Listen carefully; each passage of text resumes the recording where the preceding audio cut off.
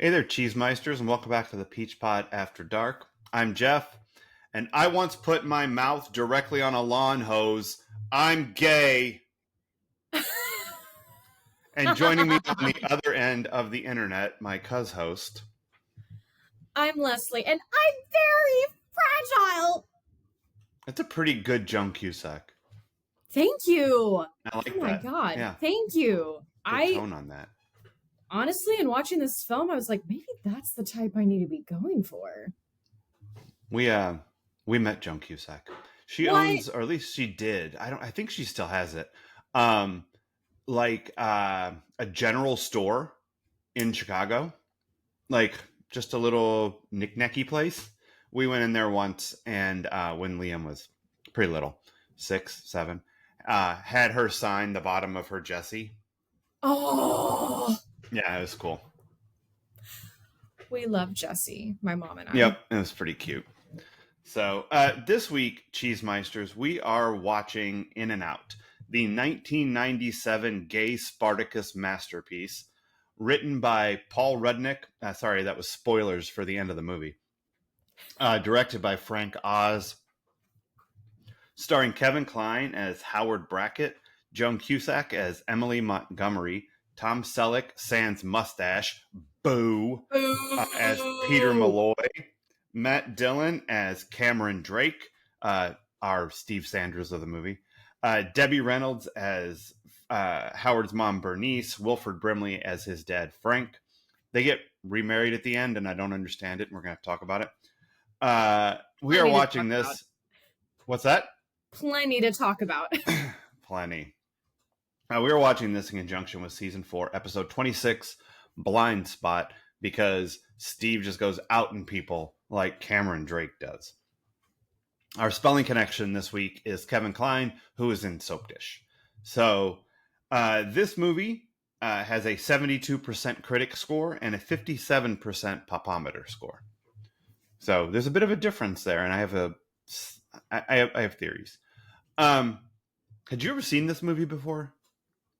No, I'm not even sure if I had ever. I thought I had seen the cover of it in Blockbuster, and then I realized, no, you're thinking of Muriel's Wedding. And fair. Have I seen both that film? White. They're both white. They both have confetti, and it's someone at a wedding on the cover. Yeah, true. Muriel's Wedding I liked quite a bit when I saw that in the theater when it came out. Yeah, I liked that considerably more than I like this, to be honest with you. I'd never seen this before. Just never drew me in.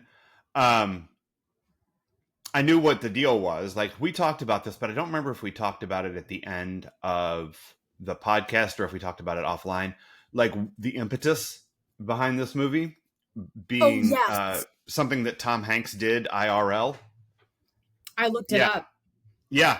So I did not look it up. So just based on my memory, I'll say what happened, and then you can tell me what you looked up and tell me what I'm missing. Okay. But Tom Hanks won Best Actor for Philadelphia, where he's playing a gay man who has AIDS. And he gets up there and he thanks his high school teacher who is gay and outs this person to the world without knowing that that's what he was doing. And so they took that nugget of an idea and rolled with it. So what did you see when you looked up? I looked up just his speech, and he thanked two men. And it sounded like maybe they ran the theater department at his high school together, and maybe they were a couple. I don't know. I'm basing this off hearing it once and off of things implied. Gotcha. But yeah, he outs these two men, like thanking them, and like, they are two gay men, like being very blatant about it. But less obvious than Cameron Drake. Like they definitely play it up for laughs in Cameron and Drake's speech. Okay. I think that's where I want to start with this. Because here's my memory of Tom Hanks's speech. And you can tell me, like, because again, this is 1993. So it's been 30 plus years since, and I saw this speech like one time or whatever. Yeah. But he's like, I want to thank these two teachers that I had, and he just mentions that they're gay, and he talks about the impact that they had on their life, and it's much more. It just seems like a detail about their lives, and he's like saying that this is sort of the connection here, whatever. In this movie, Matt Dillon is like, I won an Oscar. Thanks, everybody. I want to thank my teacher. And he's gay. Yep. And it just seems like, here's a hammer. Just whack you over the noggin with it. And that's my feeling about the dialogue of this entire movie. A little bit. Like, it just feels super heavy-handed. And it leans real heavy on like super broad gay stereotypes and is hacky. Like, the jokes are hacky. And as such, I found the first half of this movie pretty hard to watch. I've probably given this, I've probably told you about this before. Did you watch Seinfeld? No, not really. Okay. Did I tell you about Bryan Cranston, Tim Drake, the dentist?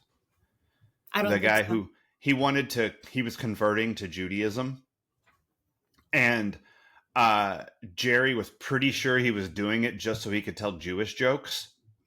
Oh God.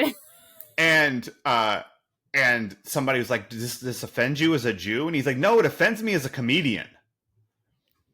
And that's what I feel like when I watch hacky jokes. Like, this didn't offend me as an ally.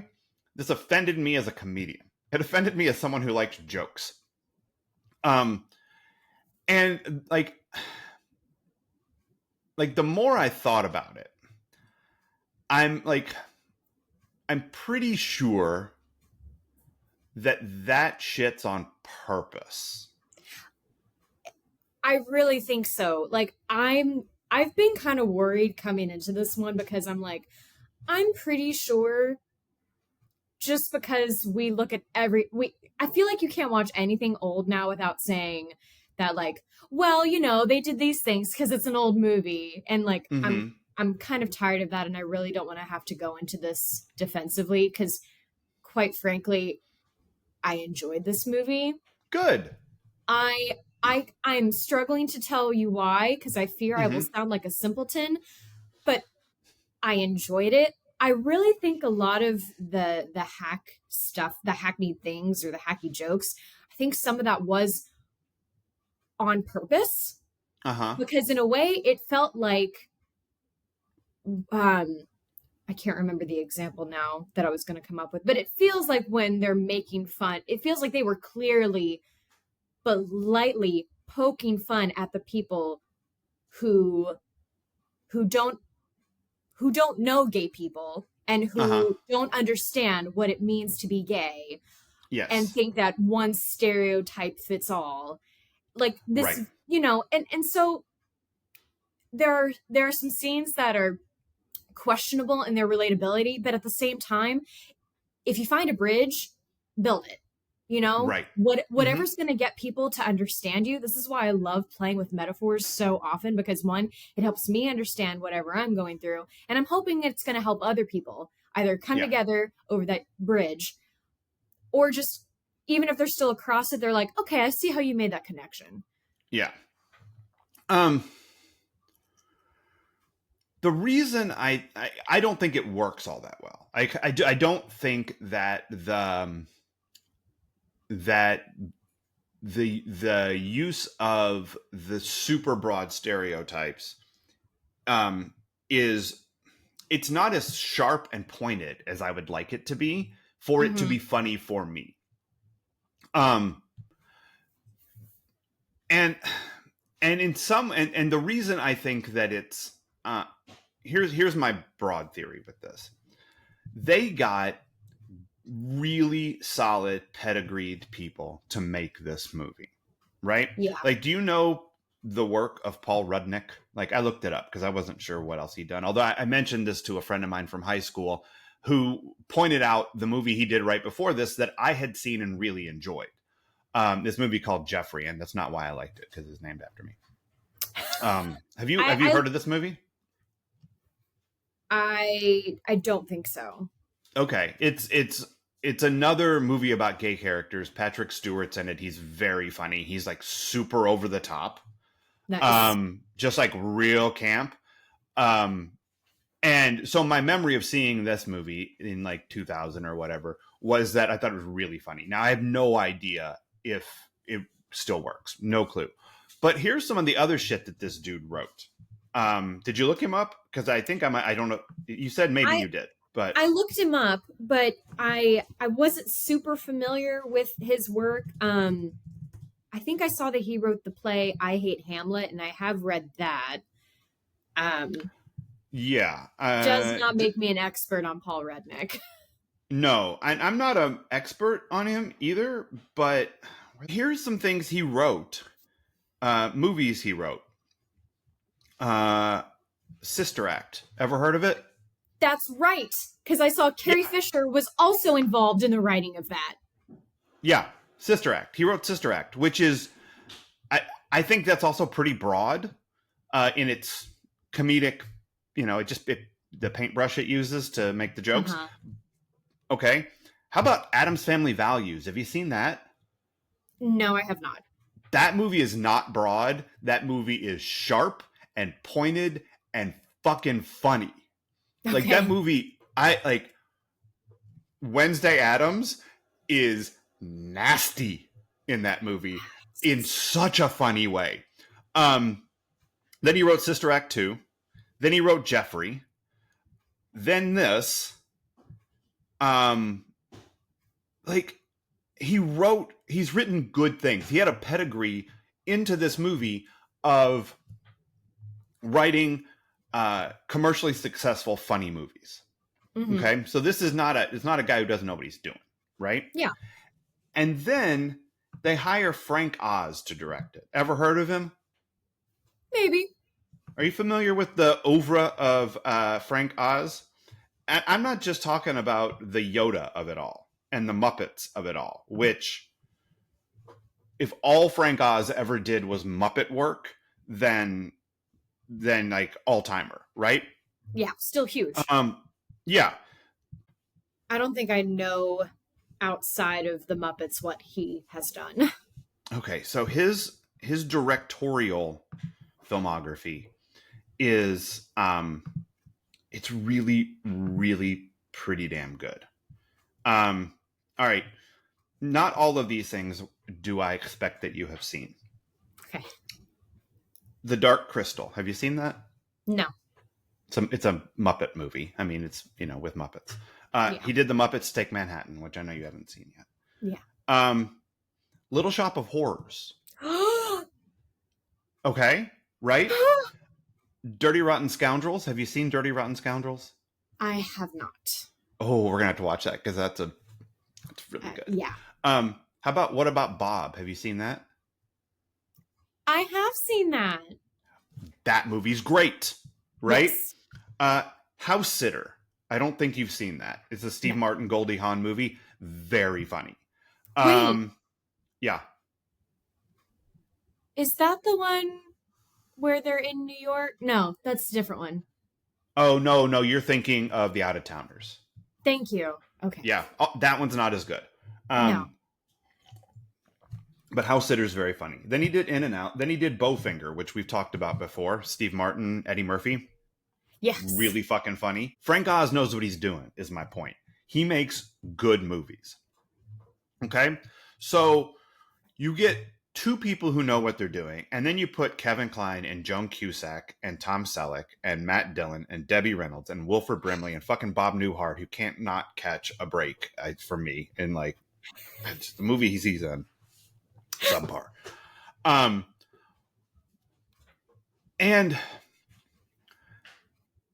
And so like these are people who are good at what they're doing, attempting to do a specific thing, which is Gay Spartacus, right? Yeah. Because that's how this movie ends, right? Everybody stands up and gives the "I am Spartacus, but I am gay" in the town hall. That's where this is leading. This movie is about making fun of homophobia. It's about uh, acceptance of people who are different than you, even if you're in a small town in Indiana. It's about seeing the people that you've always known as the people that they are. Mm-hmm.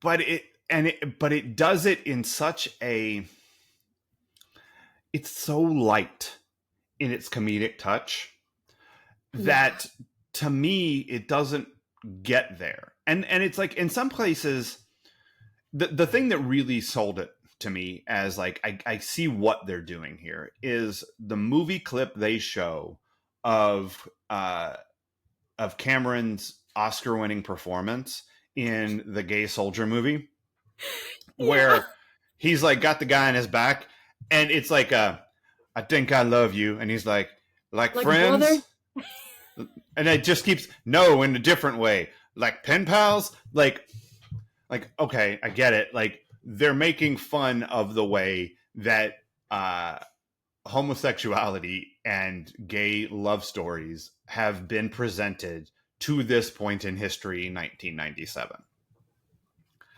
And I like, you don't want to be like, well, this is a different time, but I kind of think that that's why it's such a soft touch. I agree. I feel like this movie could only, I feel like there's a reason why it's very light in the activism, because again, it's 1997 and it was a big fucking deal. It's still a big, I mean, people still point out anytime like, well, there's a gay couple in the background of a Star Trek movie, J.J. Abrams. It's like, they're not doing anything. Right. Yeah. You wouldn't know that they were gay. And anyway, but like, so with this one, I understand the light touch. And I think this is where activism looks different. Yeah. It just looks different. It can look different in different lights, in different eras. And in the 90s, this seems about right.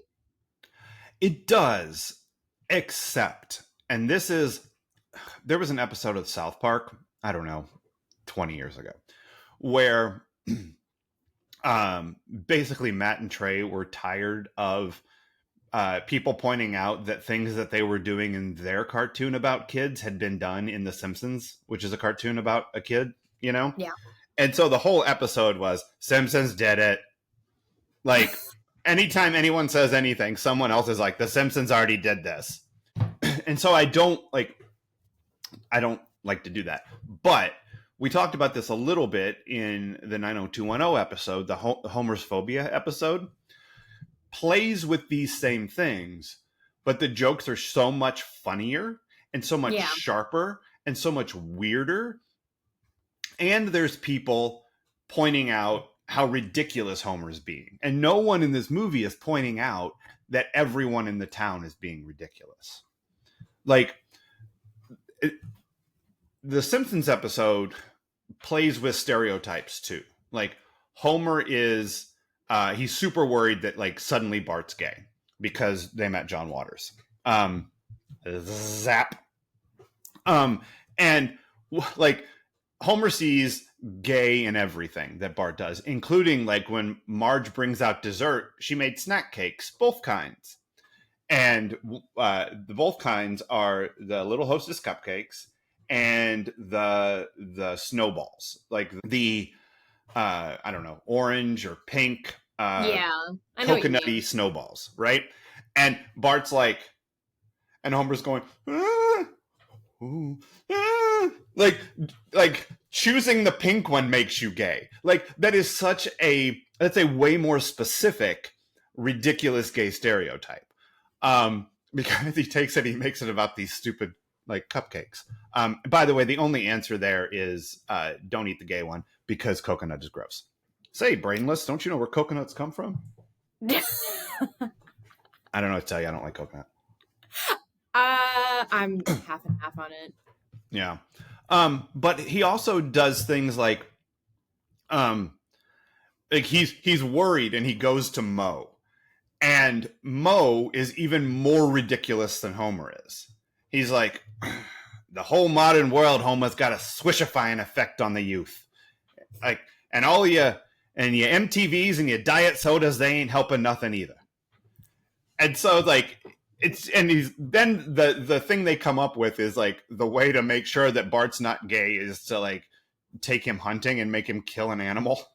Like Jesus.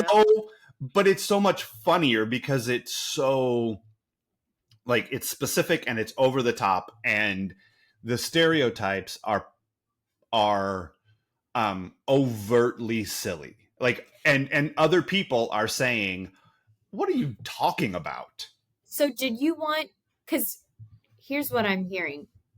Did you want the stereotypes in this to be more blatant? Because I found them to be kind of subtle to start out. I feel like the hand gesturing, I feel like that gets more pronounced as he's realizing he's gay.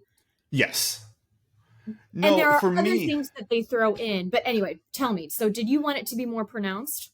No, I just thought the stereotypes were super lazy in this one.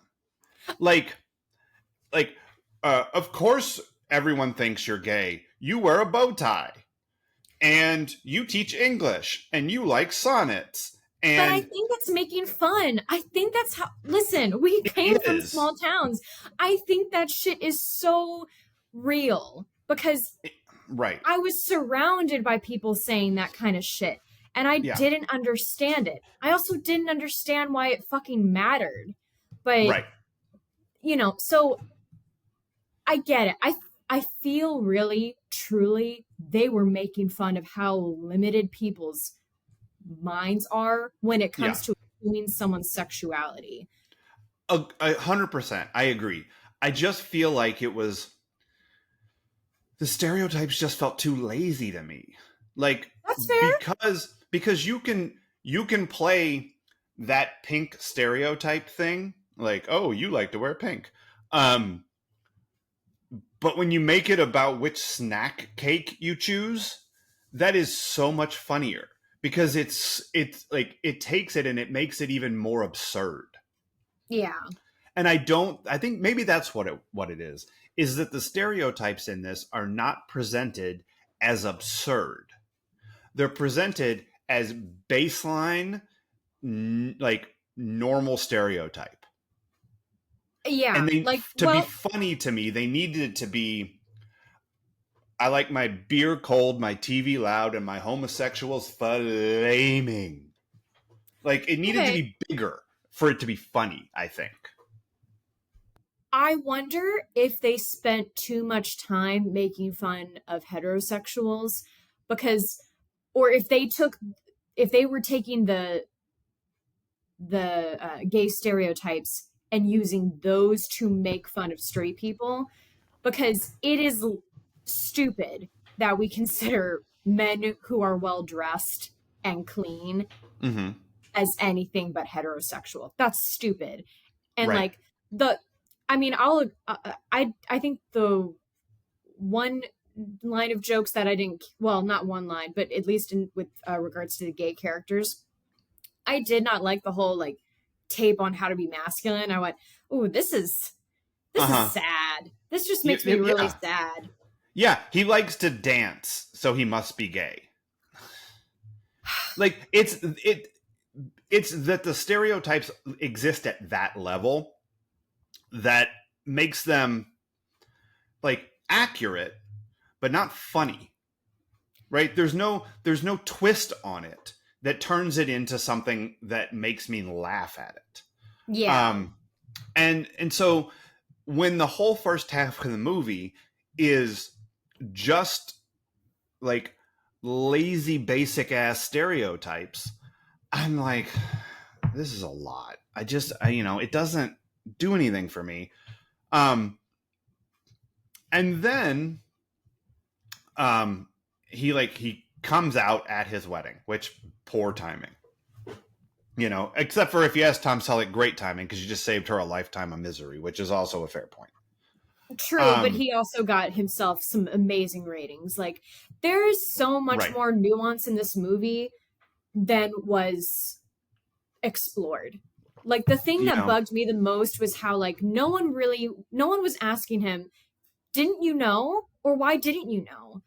Right. No one was asking any deep questions, and that really bugged me. So that's where the light brushing of all of this got to me.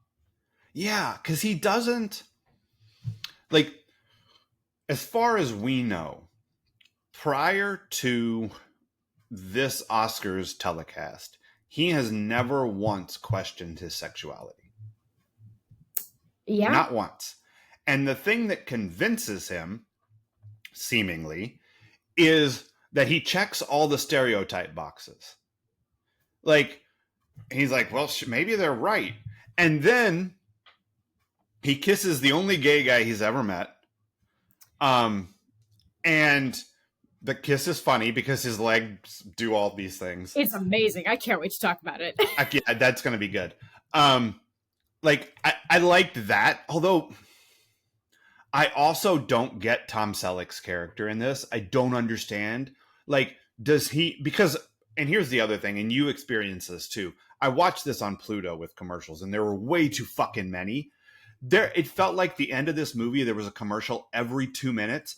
I couldn't follow what was happening. And also, people kept calling me. It was really irritating. I was like, God, leave me alone. I'm just trying to finish watching this gay movie. You have too many commercials. Like, I get you're free, but it's too much, because I had to watch it twice, which, oh darn. Again, I enjoyed the movie. I did not mind watching it twice. But that should tell you how distracting it was, all the commercials, because I truly was missing so many through lines. I didn't understand the ending at all. Like, I after the Spartacus thing, I got all that. I did, like, where did that vow renewal come from? So here's where look, I'm not a gay man, so I can only get so mad about things being older, and if this doesn't speak to your story, I'm sorry. Don't watch the movie then. What I didn't like was how, for the women in this, it very much, and it could also be making fun of small town women or whatever. I'm not sure what they were trying to go for here, but it very much made women's identities revolve around weddings and what they do or don't eat. Yeah. Like, the toxic diet jokes in this were jarring. Yeah. And I'm like, was this ever funny? Because this doesn't feel like you all think it's funny. Supermodels don't eat, haha. Okay. The line, when he tells her she looks like a swiggle stick, I was activated and immediately thought back to a classmate who would say that about me and others. And I'm like, oh, I know where you got that from now. Oh, there you go. But also, like, hey, newsflash, people, when you make fun of skinny people, it doesn't help them. No. But I know, we don't care. And that's okay. I don't care either. So yeah, that was weird. It was very weird, and I didn't like it for the model character. I didn't like it for is it Emily Montgomery? Joan Cusack's character. Yeah, how often she talks about how she lost weight.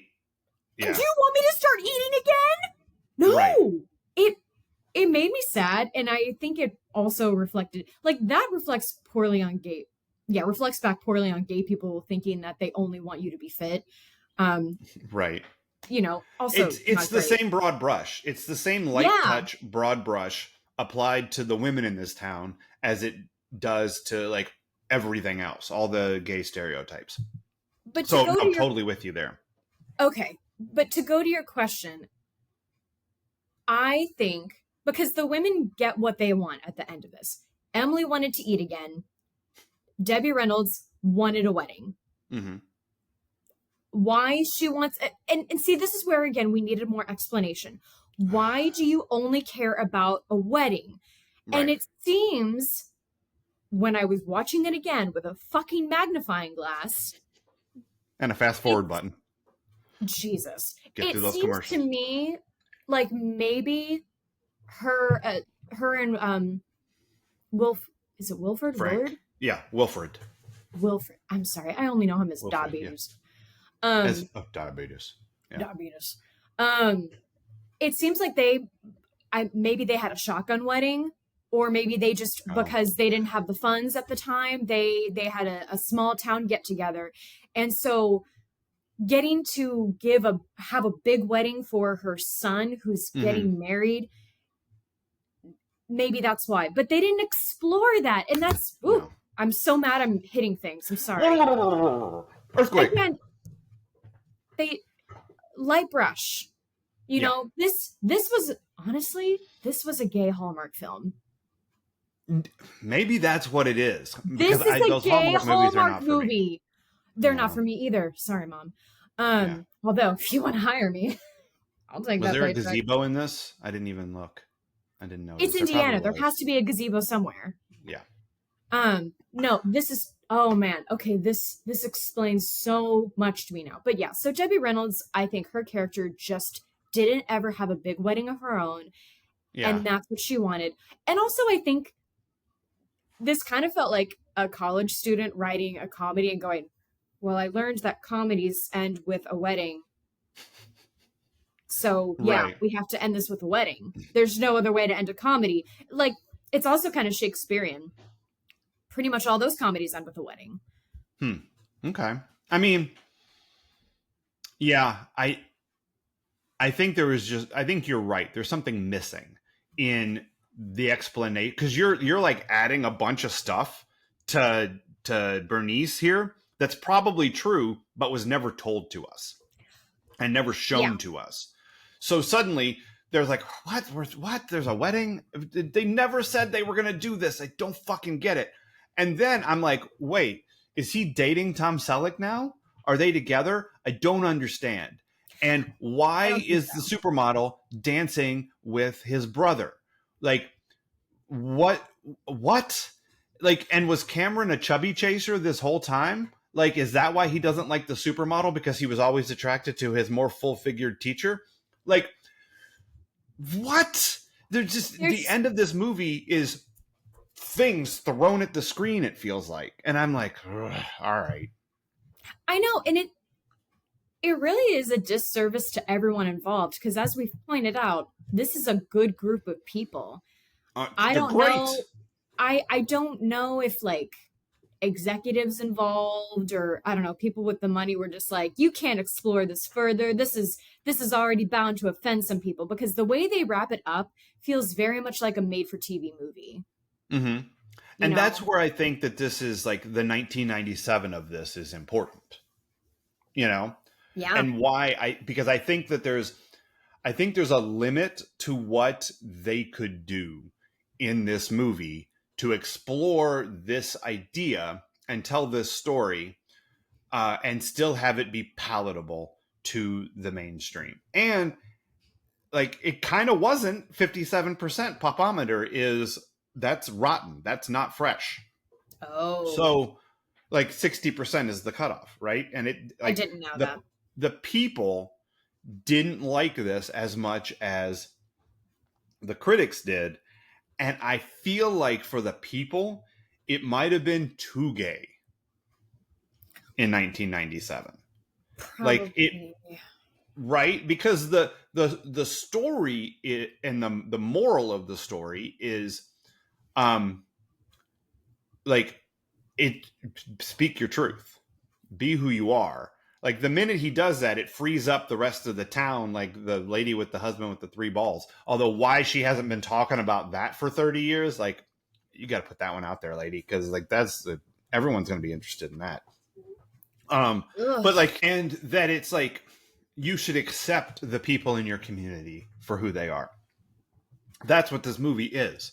And so if you're going to do that story in 1997, it has to be this real superficial touch to all these things, Yeah, and I want to get your opinion, because I'm still figuring this out for myself, but the I'm gay Spartacus moment. Yeah.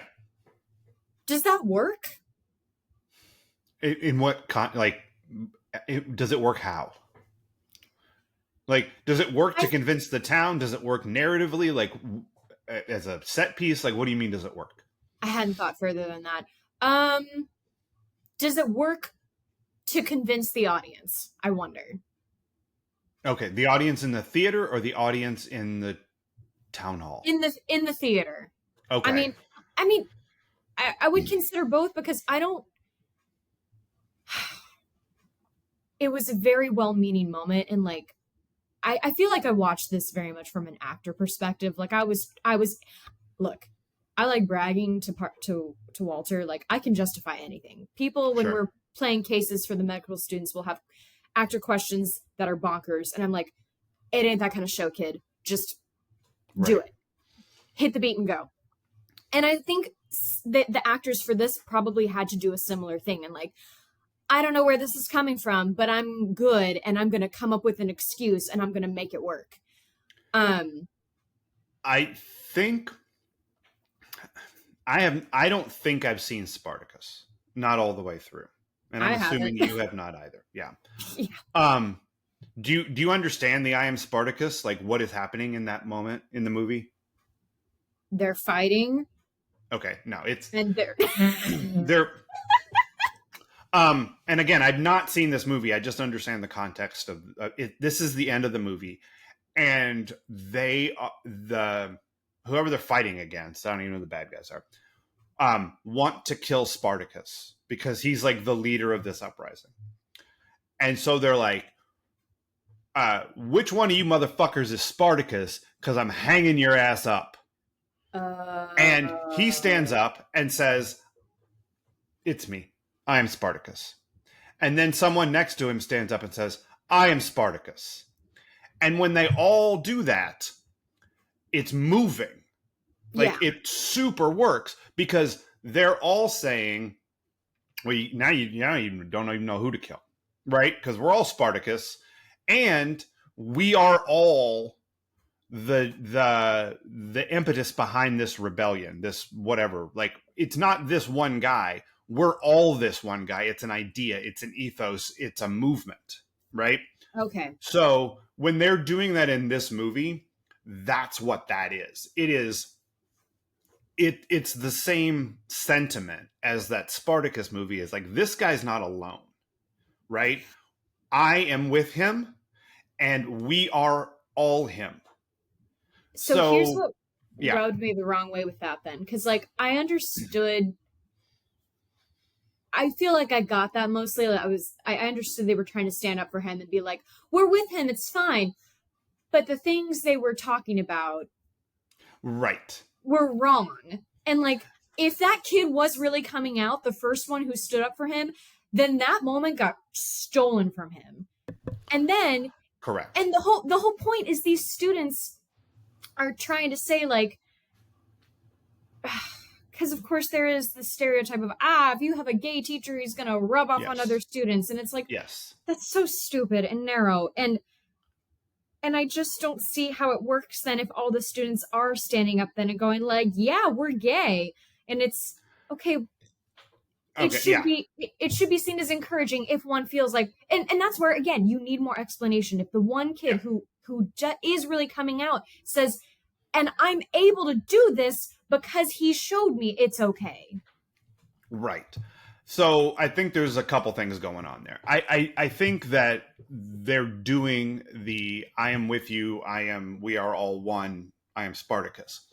I also think, like on this level, they're doing the don't you see how ridiculous you're being? Of course he didn't turn me gay. Don't be stupid, right? That's happening. Yes. I've been his mailman for 30 years. Of course he turned me gay. And then they're also doing maybe that one kid was coming out. And they misstepped on that one in just the way you said. Like, but you can't, I don't think you can have a sincere coming out in the middle of those other two things because it's way too subtle of a thing to pick up. When everyone else is saying, you're being ridiculous in thinking that this person being gay has turned me gay. they would have to do that thing you said, which is the only reason I can say this is because he showed me it was okay. Or like, I also would have found it amusing if, he stands up, says his piece, and then everyone else follows. And at the end, he's like, you guys, I really am gay, though. I was coming out. This was my moment. That would have worked. Yeah. Yeah. It shows a weird moment because it's like I turned this whole meeting about me. Sorry, everybody. Yeah. But no, I think that's right. I think that's true. I do. Okay. What's going on with Tom Selleck in this movie? Like, is he into Kevin Kline? Does he just go around the country trying to fuck outed teachers? Like, is he trying? I don't know what he's trying to do. I don't know why he's still there, other than like he wants the story and he wants the ratings and whatever. But why are you kissing this dude? Because like, what's that? This could be a good segue into intimacy if you're ready. Let's do it. Let's transition into intimacy, and let's see if we can do it with a mustache. God damn it! Don't shave your mustache, Tom Selleck. Don't take away the mustache. This is maybe the biggest problem with this movie is no mustache, Tom Selleck. Anyway, I feel like they're doing a play on the typical Hollywood leading man, and he is using his prowess as a tool to convince the sub lead, mm-hmm. or his supporting lead, whatever you want to call it. But I'm gonna be using like dom sub speak when I talk about them in this. Not for kink reasons, but just to understand partner A or partner B, without assigning gender roles. But I think they're doing that. You have the dominant lead who has to convince the supporting lead of something, even though Kevin Kline is not supporting in this. He's very much the other lead, but yeah, he's the lead. Yeah, he's number one on the call sheet in this movie. Okay, so. But I understand what you're saying. Like their relationship to each other in the story is Tom Selleck is the more experienced the pivotal character versus the central character. There we go. Okay. You have the pivotal character coming in who has to convince the central character of something. And in true Hollywood fashion, the way that the pivotal character does that is, you won't shut up, so I'll kiss you. Got it. Okay.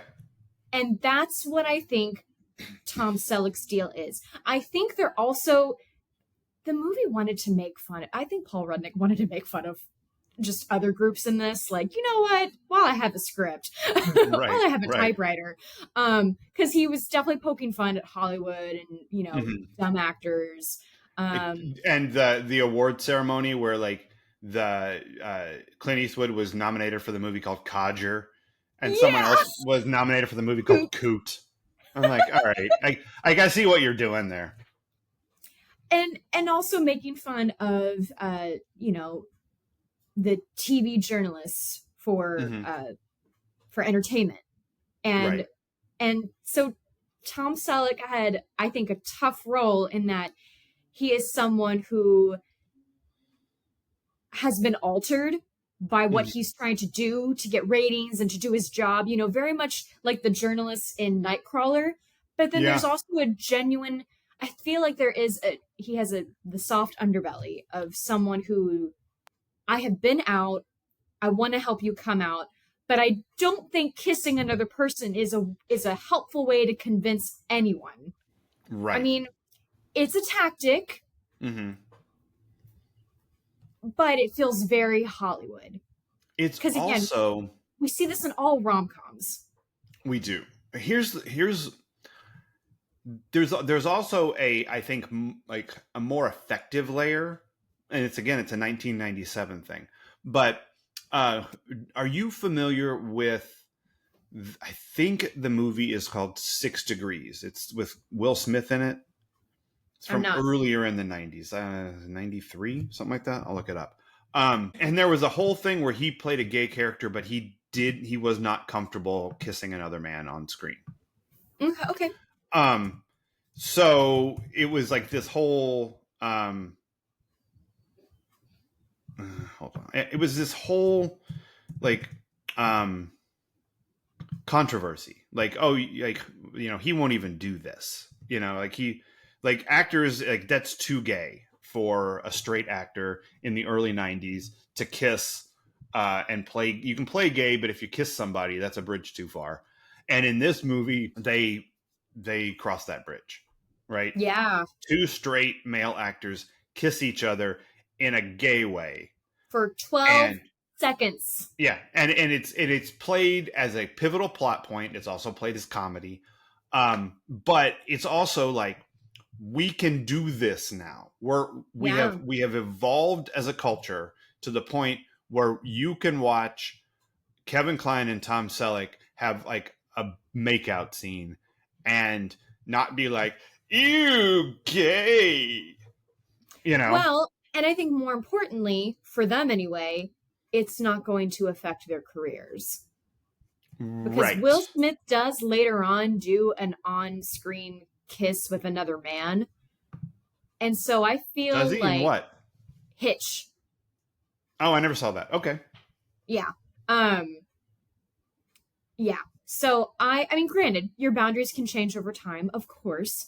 But I have a feeling part of why Will Smith, what may have been part of his consideration was also, I don't want this to impact my career. Yeah, for sure. In 1993 or whatever, it was gonna be, but he ended up eating it on the other end. 6 Degrees of Separation is for getting called out for not doing it. Yeah, for not doing it. It was like, I mean, you know, I feel like if you're, how do I want to say this? I mean, if it's integral to the story and you don't want to do it, then you're not right for the role. Yeah, right. That role needs to go to someone who is willing and able to tell that story.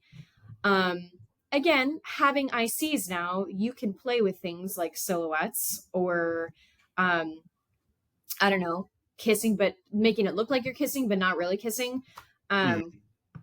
People may not know this, but they definitely played with that sometimes in the pandemic. Like if you look at certain shows, Called the Midwife has a scene where they're definitely not kissing, but it looks like they are. Yeah. And I think soap operas did the same thing, or they had people's partners come in and just made them look like their co-actor so that they were less at risk. Yeah, there were some really cool things happening out of resourcefulness. And I need that same energy to be back in the room again because, again, people's boundaries are important. But also, if you're not comfortable telling a story the way it needs to be told, the way other people involved want to tell it, it's not the right role for you. Right. Not every role is meant for you. No. So I pushed you off in a direction there. Sorry about that. You did. So, it's okay. There was good stuff. I do want to talk more about this kiss. Unless there's more about Tom Selleck you feel we need to cover with his character. No, I don't know. I didn't get it. No, go ahead. Let's talk about this smooch fest. Okay, I'm not even going to hide it. I loved this kiss. I thought it was pretty fun. It made me giddy. Yeah. Can I tell you the thing I liked about it the most? Please. It was when Kevin Kline's left leg went up and around Tom Selleck. Not when it went back, when it like wrapped around him for like half a second and then came back again. That was the moment. I was like, yep, I like that. So Cheesemeisters, I'm going to break this kiss down a little bit more for you because the scene, of course, is, Kevin Kline, the central character, is yelling at Tom Selleck, the pivotal character, for kind of being part of what's uprooted his life. And he doesn't seem to really have any more idea about whether or not he's gay. He's just tried to go have sex with Joan Cusack and gotten scared away by seeing Richard Simmons on the TV. Right. Yay, gay panic. We'll get back to that because there's so much. It's the broad brush. The broad, yeah, I get it. But Tom Selleck pulls Kevin Kline in true, like, we get the definition of the Hollywood kiss that we've talked about on here, where you have the pivotal character take the central character, pull them in, and lay one on him. Mm-hmm. And 12 seconds won't sound like a lot until Cheesemeisters, put your face against a willing partner for 12 seconds and count, and you will realize it is longer than you think. Yeah, Jeff's counting right now, and you're doing the long count. Ooh. Yep. Oh, you froze. Here we go. 11, 12. That was 12 seconds. That's a long kiss. Yeah. It's a long kiss, but they told an incredible story with it, because Tom Selleck is standing his ground, holding Kevin Kline to his face. And Kevin Kline is doing I'm going to say the submissive kissy movement in this, of like squirming and not sure how they feel about it, but then like wilting in the knees a little. His arms have been flailing, but now kind of go limp. And then his leg goes around Tom Selleck, but then quickly goes away. And I mean, it's a delightful tapestry of emotions. There is so much going on in his character's mind, and and his body. His body is like, it's incredible, this kiss. And I really loved it. I think how long the kiss was. I think the fact that there was no sound happening, and that this was the focus, and everything that Kevin Kline was doing physically was great. I think the one problem I had with it was, I don't know why Tom Selleck did this, and I don't think there's rhyme or reason to it, but like his lips were out and primed, like, and like, okay, you want to make sure Kevin knows. Again, I think this is why we see so much hands on the face, because it helps steer the person to you when you're doing something fast. Yeah. Or abrupt, as it were. But that was the only thing that pulled me out. So that kiss is awesome. Go look it up. Study intimacy. Let's see. As I keep smacking my lips. Thinking about that no mustachioed Tom Selleck. I'd still kiss him. Sure. It's Tom Selleck. Come on. Yeah. That's Richard. It's Magnum PI. It's Blue Bloods, for God's sake. Team Richard. Anyway, so other intimacy in this. There is I mentioned the scene that leads into this, that kind of sends Kevin Kline's character on a spiral, is he feels like he needs to go have sex with his fiance to prove he's not gay to himself. Because the priest told him to. Yeah, the priest was weird. And so he goes to her house, and again, he's such a good actor, because I don't know who would have guided him to do this or how, but like the kisses he's laying on her there's no movement in his face. There's no movement in the lips. He is just planting kisses on her, and they're kind of mashing faces like Muppets. It's very comical, and he's just kissing all up and down her neck, and trying to be rough, like, again, making fun of Hollywood romance, right? The masculine. Yeah. Pushing her into a wall, kissing her all up and down her face, and mashing his face into hers, which is not romantic. Right. And yeah, he looks like a Muppet as he's kissing her. And then, of course, they go to her room. Try playing one of them right. Try playing one of them right. Yeah, I'm playing 50 emotions here. Well, try playing one of them right. Oh, thank you. Yeah, it looks like if they were going to have, now I'm curious, like, how would Kermit and Piggy, we shouldn't go there. They kiss a bunch. It's, like her snout is sort of like this, and his mouth is like this, and they Okay, that looks more romantic than what. Well, and it should, because they're in love and not afraid of their love, whereas Kevin Kline is very much also, afraid I'm of very good with my sexuality. hands. But you're doing what I need to do and what ICs have to do in the moment. Like I was also thinking of demonstrating with my little players back here. Liberace back there. 7 of 9 and Officer McGuff or Swear to McGruff. Christ, it looks like Liberace, everybody. It's not. No, but no. 7 of 9 is hot, and that looks like Liberace. I don't know what to tell you. And yeah, the last thing we've gotten so far afield talking about fine. other intimacies, but it's fine. Yeah. He's ripping off his shirt, and you hear the buttons snap off and everything, and she seems delighted because she is supposedly inexperienced. Mm-hmm. Did you know she used to be fat? Oh my God. I mean, of course she's never had sex. Fat people don't have sex. I hate that. I hate that It's so bad. much. I hated hearing it the whole time. And then Mm-hmm. I hated, like, I have a modeling gig. I have to go vomit. I was like, Right. oh yeah. Honestly, it sent me back to my brain in 97, and I thought, oh yeah, we all hated our bodies. Mm-hmm. We had to be, it was heroin chic. Mm-hmm. It was a thing, you guys. It was bad. Mm-hmm. But the intimacy in this is fun, and I really liked it. Let's see. This wouldn't. Oh, some funny intimacy.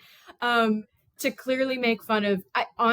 It's kind of making fun of actors playing gay characters, but not willing to go there, because Cameron Drake, in the excerpt from his film, when he says "I love you" to the guy, he puts his hand on his shoulder, and like just, which is a great signal for "I love you, but stay the fuck away from me."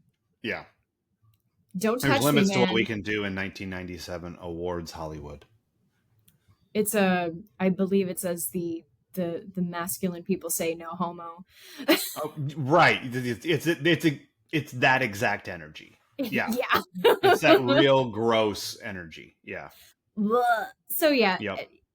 something like that. I made a list of some gay panic moments that I have under intimacy. Not necessarily like, I don't know if you would call one in for this, or maybe a consultant. I think the actors can figure this out, but like, they're all frozen on the couch when they hear he's gay. Right. And then Bob Newhart's character later on, when they're in the conga line, he's having a great time. He's finally loosened up. And then he sees that Kevin Kline is behind him and has his hands on his waist. And you see this look of, oh, a gay man is touching me. And it's not great. I think I missed that one.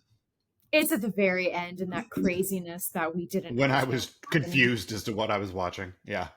That's okay. And the meaning behind the look is not great, but Bob Newhart's face is great, and I like his comedy, and I want to. It's funny. This movie has me wanting to lean into polar opposites on the comedy scale.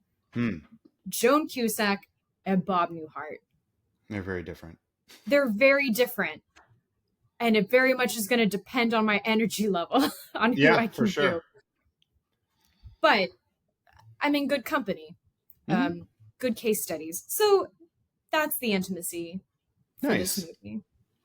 All right. Well, Needle Drop Forest is basically The Village People, you guys. It's or Barbra Streisand. It's not about the music of Barbra Streisand. It's about the gay signifier of Barbra Streisand. She do something to you? Well, she was under contract. I mentioned, okay, but that made me laugh because Funny Lady is so no, far. that joke did make me laugh. Yeah. Yeah. So when Cameron Drake is giving his Oscar to Kevin Kline's character, the school band starts playing people who need, and I loved that. As the musical theater nerd, that stirred me. I think I missed that in the confusion of the commercials at the end. Like, I don't even remember him giving him the Oscar. I don't remember that at all. But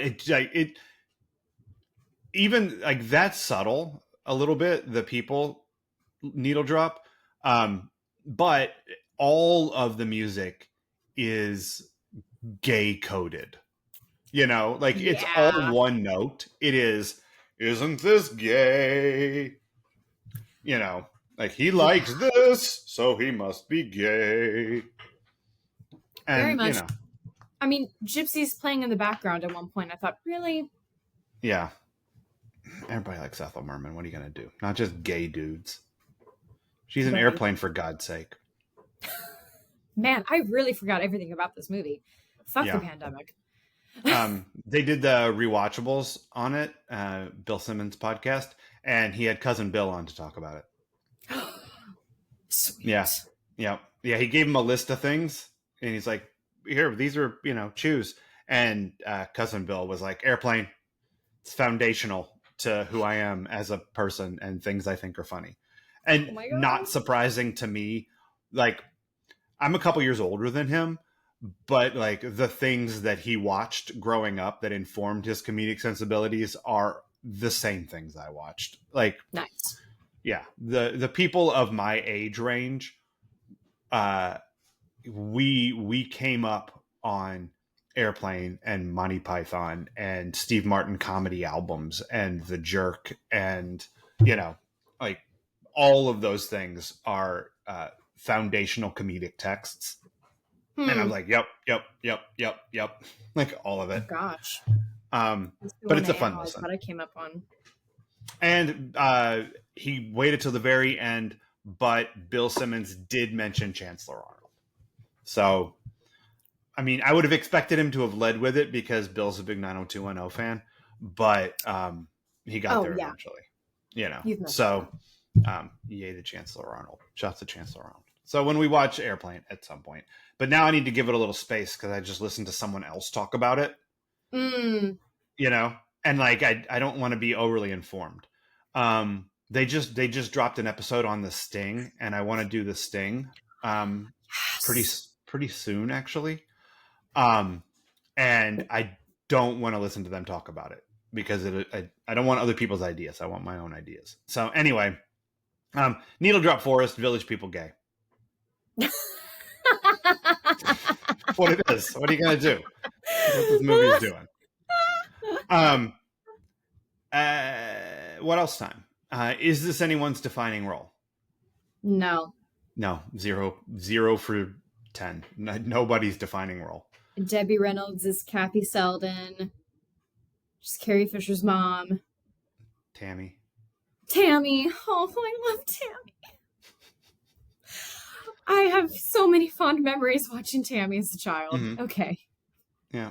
I mean, Wilford Brimley is the Quaker Oats guy, but he's also in Cocoon.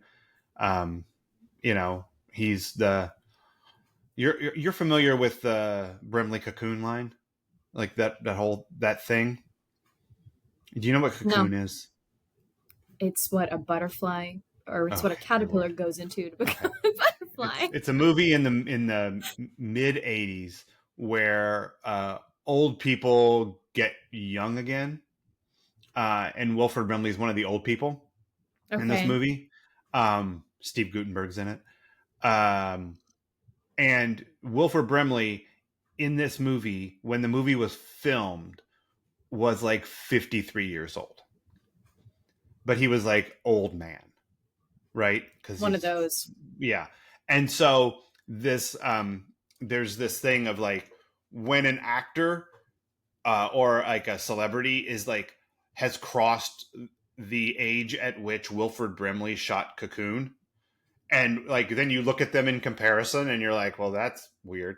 Like when Paul Rudd crossed that, or like Eddie Vedder, or like all these people. Paul Rudd crossed it? I'm pretty sure. Oh yeah, like 6 years ago. Okay. Paul Rudd's in his late 50s at this point. He blew past the Brimley Cocoon line a while ago. So in some ways, that's the thing Wilford Brimley is most known for, is only being 53 when he made Cocoon. So there's that. Kevin Kline, he's a Hoosier. So there's that. Went IU. Hey. For me, It's Fish Called Wanda. For me, it's Bottom in Midsummer Night's Dream. Okay. He's done a lot of stuff, Kevin Kline. He has, and I forgot all the vocal stuff he had done too. I forget.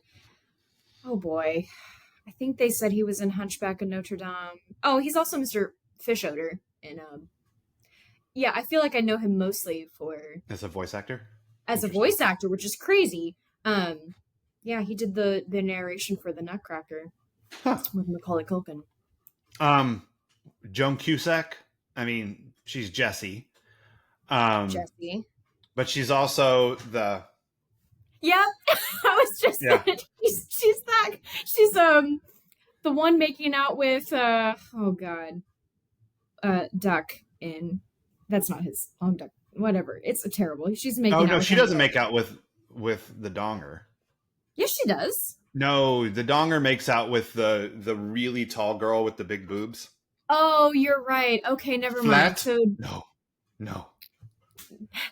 Joan. No, she's the one who's in the neck brace. Mouth. You're okay. Yeah, and she tries to drink out of the water fountain. That sweater's amazing, and if there's any way to find it, Cheesemeisters, let me know, because I'd wear it. Internet. I want people to find it for me. I want people to love me enough to find stuff for me. Okay, I get it. I'm doing enough. Tom Selleck is clearly Magnum, but for you, he's in Friends. Richard. Yeah, but he's fucking Magnum PI. Come on. It's ridiculous that he's anything I've never else. seen Magnum PI. But you know exactly what I'm talking about, don't you? I do, and Walter's shaking his head at me like he's older and wiser. Shut up, man. But, like, you have a picture in your head of Magnum PI, don't you? I do. With the Hawaiian shirt and the mustache. You don't need to see it to know that is Magnum. So that's his thing. Matt Dillon is The Outsiders. Yeah. Yes! Which character does he play in The Outsiders? Is he... I can't remember. They all have nicknames. Soda Pop and Pony Boy and Dogman. I don't know. They all have the most ridiculous names. Yeah. He's a greaser. That's all we need to know. He is. So nobody's defining role. Do you have any other what else's? Let's see. No, I don't. I don't really either. We sort of hit all the things. What is this the EST of for you? This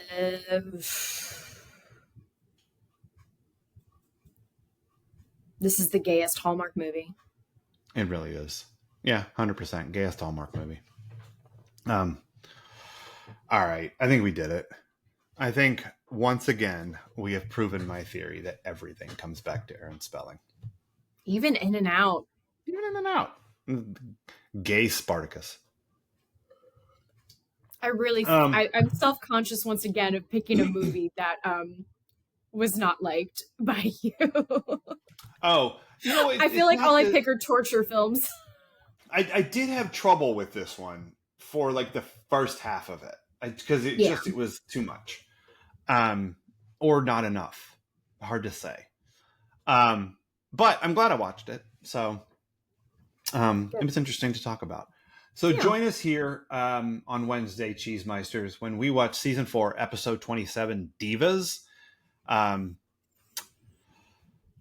Tracy Middendorf is back as Laura Kingman. Roy Randolph, not Laura. Sorry.